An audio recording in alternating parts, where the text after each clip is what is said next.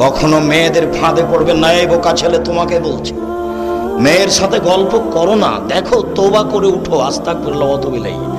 জিন্দেগিতে আর মেয়ের সাথে কথা বলো না। মেয়ে তোমাকে ধ্বংস করবে, তোমার বাপকে ধ্বংস করবে, তোমার বংশকে ধ্বংস করবে, তোমার জাতিকে ধ্বংস করবে।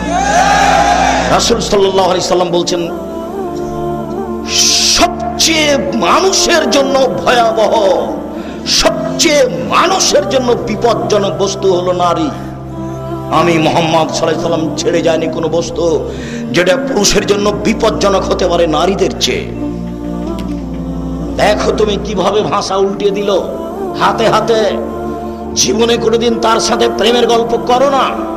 তুমি ধ্বংস হবে, তোমার বাপ ধ্বংস হবে, তোমার বংশ ধ্বংস হবে, তোমার বিদ্যা ধ্বংস হবে, তোমার জাতি ধ্বংস হবে। তুমি হিসাব করে চলিও, তুমি চিনতে পারোনি। মুহাম্মদ সাল্লাল্লাহু আলাইহি সাল্লাম নিজে বলছেন, আমার জীবনে আমি ছাড়িনি কোনো বস্তু যেটা পুরুষের জন্য বেশি ক্ষতিকারক, ধ্বংসাত্মক হতে পারে নারীর চেয়ে।